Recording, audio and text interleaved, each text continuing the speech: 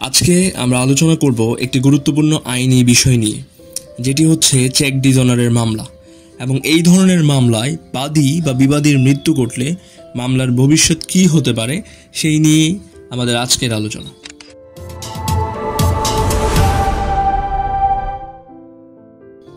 চলুন প্রথমে দেখি, যদি বাদী মারা যান। চেক ডিজঅনারের মামলার আইন অর্থাৎ নেগোশিয়েবল ইনস্ট্রুমেন্ট অ্যাক্ট 1881 এর 138 ধারা অনুযায়ী মামলা চলমান থাকা অবস্থায় বাদী যদি মারা যান, সেক্ষেত্রে মামলাটি পরিত্যক্ত বা বাতিল হবে না, অর্থাৎ অ্যাবেট হবে না।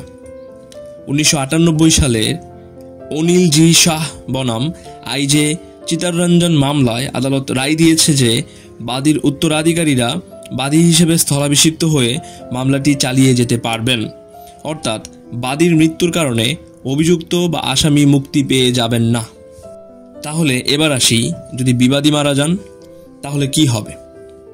এক্ষেত্রে 2005 সালের জিমি জাহাঙ্গীর বনাম বলি কেরিপ্পা AIR 2005 SC 48 মামলায় সুপ্রিম কোর্ট একটি গুরুত্বপূর্ণ সিদ্ধান্ত দেয়। আদালত স্পষ্ট করে জানায়, অভিযুক্ত বা বিবাদীর মৃত্যু ঘটলে তার উত্তরাধিকারীরা মামলায় স্থলাভিষিক্ত হতে পারবেন না। এর অর্থ, বিবাদীর মৃত্যু ঘটলে তার বিরুদ্ধে মামলা অ্যাবেট হয়ে যাবে, অর্থাৎ সেটা বাতিল হয়ে যাবে। তবে যদি মামলায় একাধিক আসামি থাকে তাহলে শুধুমাত্র মৃত আসামির বিরুদ্ধে মামলা অ্যাবেট হবে, বাকিদের বিরুদ্ধে মামলা চলমান থাকবে। এই বিষয়টি খুবই সংবেদনশীল এবং আইনি প্রক্রিয়ায় সঠিক পদক্ষেপ নেওয়ার জন্য প্রয়োজনীয়।